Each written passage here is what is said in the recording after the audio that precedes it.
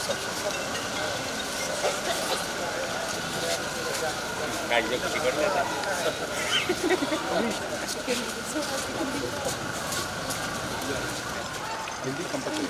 Compulsory.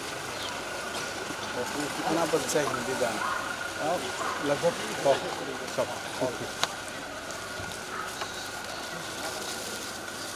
कस्सी तो लेके आओ। ये माटी की बोतल ले जा रहे हैं थोड़ी। ये भी डालना ना। हाँ।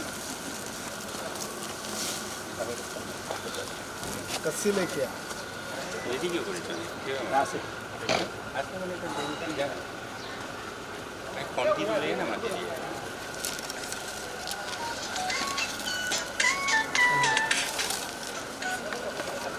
पानी भी नहीं। पानी पानी।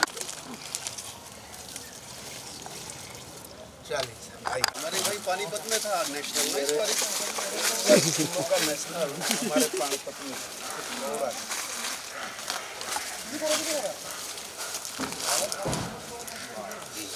ইয়াতে স্যার এইটো লৈ লওক किलो मैंने डाल दिया भाई।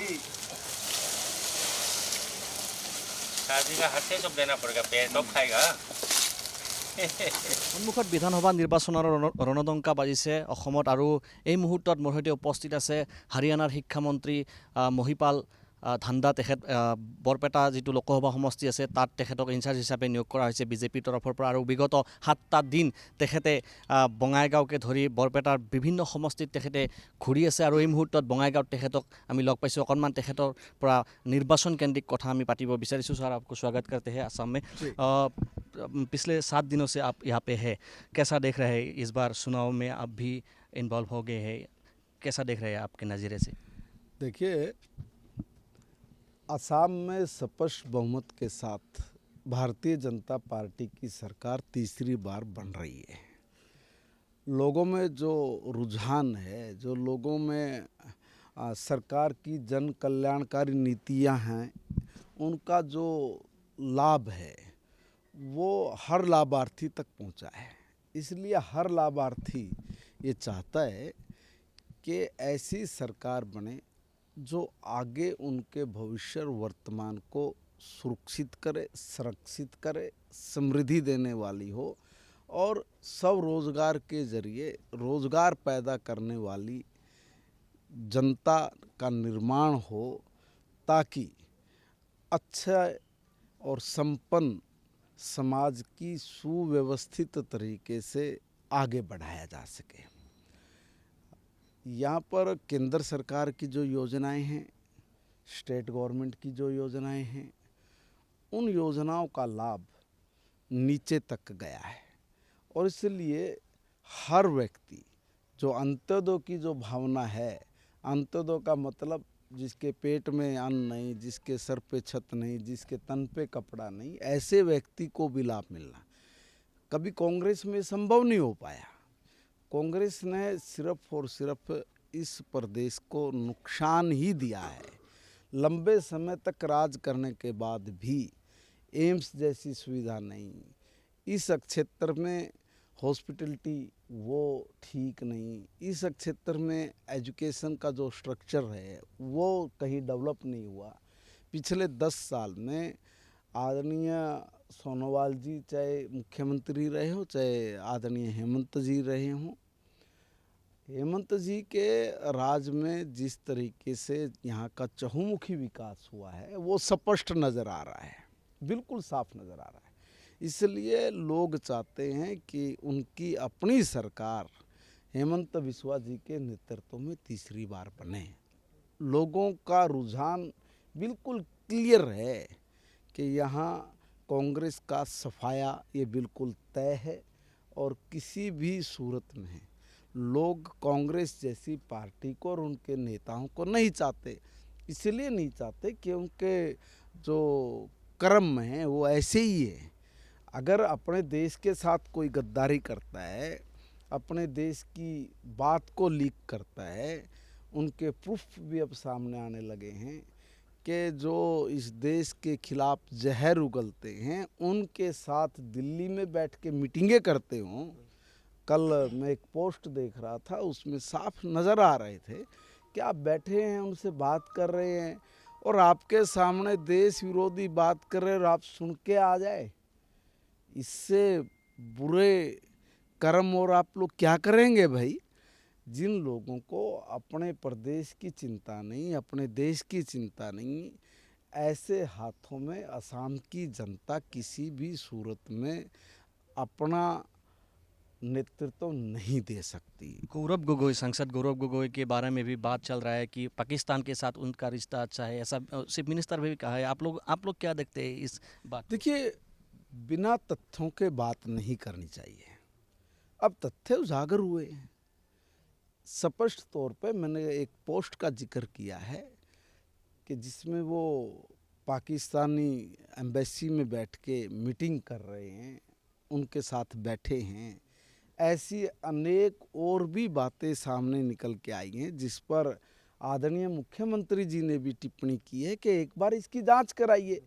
और वो स्वयं आगे आए, गोगोई साहब बताए ना कि वो कितनी पींगे, कितने झूले उनके साथ झूलते, बताएं वो कि आप लोग जितनी बार भी पाकिस्तान एम्बेसी में गए या पाकिस्तान में गए, आपने वहाँ पर कौन से कार्य किए। भाई जनता पूछ रही है, कहीं ऐसा तो नहीं है कि भाई आप लोग हम लोगों के साथ इतनी बड़ी बात कर जाएं कि जिसकी भरपाई करने में देश को बहुत संकटों का सामना करना पड़े, या ये देश कहीं ऐसा ना हो कि उसको ज़्यादा नुकसान उठाना पड़े। इसलिए अपनी क्लियर करें। अगर वो पाक साफ हैं, अगर वो सीधे हैं, अगर उनके संबंध गलत लोगों के साथ नहीं है तो बताएं, इसमें आपत्ति क्या है भाई। अगर कोई आदमी किसी देश में जाता है, किसी दौरे पे जाता है, कहीं बिजनेस के लिए जाए, चाहे दूसरे कामों के लिए जाए, वो कोई साधारण व्यक्ति नहीं है, इस देश के मेंबर ऑफ पार्लियामेंट है भाई। तो लोगों का सवाल है कि आप जवाब दो, क्या करने जाते हो, क्या बात करते हो, कौन सा बिजनेस है आपका वहाँ पे, कितना बेनिफिट आपने उठाया है, बताएं एक बार क्या प्रॉब्लम क्या है। देखिए, देश के प्रधानमंत्री जी ने अपनी इनकम का ब्यौरा दिया है, हम लोग भी मंत्री हैं, हम लोगों ने भी अपनी इनकम का ब्यौरा दिया है। तो आप भी बता दीजिए कि भाई आप कौन सा व्यापार करते हैं, कौन सा काम करते हैं, कौन सी एनजीओ चलाते हैं, किन लोगों के साथ मिल के चलाते हैं, उस एनजीओ से आपने कितने अच्छे अच्छे इस देश में काम किए, ज़रा बता दें। और बाहर भी अगर आपका विदेशों तक भी आपका एनजीओ अगर काम करता होगा तो उसकी भी डिटेल दे दे। तो क्या है, अगर आप लोग पुण्य का काम कर रहे हैं, मानवता का काम कर रहे हैं, तो बता दे कि भाई हम लोग ये काम कर रहे हैं। लोग पूछ रहे हैं, हम नहीं कोई क्वेश्चन खड़ा कर रहे, लोग पूछ रहे हैं। मैं यहाँ आसाम में हूँ, बहुत जगह पे लोगों ने कहा कि कहीं ऐसा ना हो कि ये देश को कोई बड़ी हानि हो जाए, इसलिए हम चाहते हैं कि गोगोई साहब अपना विस्तृत विवरण दे दें। सर, ये नेशनल सिक्योरिटी का एक मामला है। बिल्कुल है, इसलिए मैंने कहा ना, देश को बड़ी हानि ना हो इसलिए बता दें। लोगों को शंका है भाई, लोग कंफ्यूज हैं, लोग आपके जो क्रियाकलाप है उनकी जानकारी चाहते हैं, तो दे दो, क्या प्रॉब्लम है। कल तो गोगोई ने बोला था कि मतलब जो तथ्य आप लोगों ने दिया है, बीजेपी ने दिया है, वो सही नहीं है, ऐसा बोल रहा था। अरे भाई देखिए, अगर बीजेपी ने तथ्य सही नहीं दिया तो आप सही दे दो।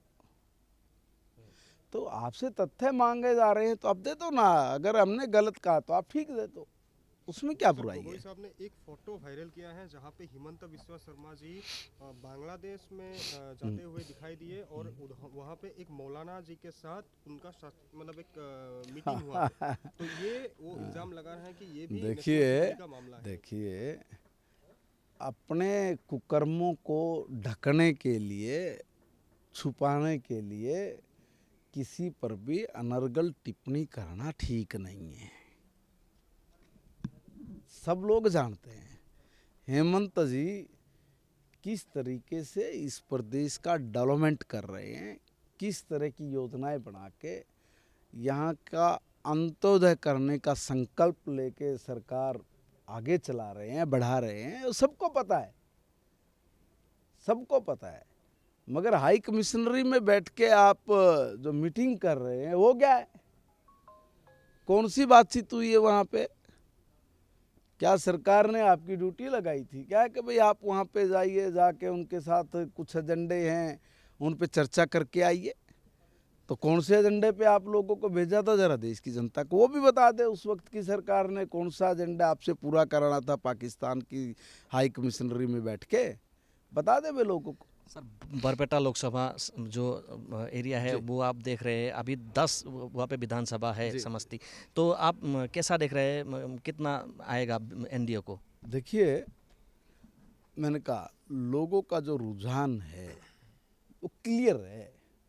एक तरफा चुनाव यहाँ पे है, एक तरफा। 10 की 10 एनडीए जीत रही है। माइनॉरिटी सीट भी है यहाँ पे? यस है। तो माइनॉरिटी के लोगों के लिए भारतीय जनता पार्टी की सरकार ने दिल खोल के काम किया है। हेमंत बिस्वा जी ने कहीं भी इस तरह का कोई पक्षपात अपने देश के नागरिकों के साथ नहीं किया। एक बात, अगर कोई ये कहे कि घुसपैठियों को भी यहाँ पे जगह दी जाए, घुसपैठियों को भी यहाँ पर अधिकार हनन करने के अवसर दिए जाए, वो नहीं होगा, वो नहीं होगा। क्लियर स्टैंड है कि कोई भी घुसपैठिया इस देश में नहीं रहेगा। इसमें बुराई क्या है? अपने देश पे अतिक्रमण करवाना है क्या?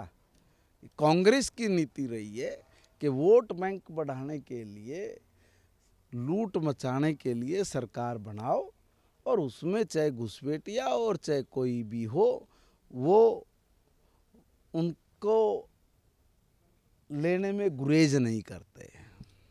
धन्यवाद। এয়া আছিলে হাৰিয়ানাৰ শিক্ষামন্ত্ৰী আৰু তেখেত আহি পেলাই অসমত উপস্থিত হৈছেহি আৰু তেখেতৰ পৰা কিছুমান কথা আমি জানিবলৈ যত্ন কৰিছিলোঁ।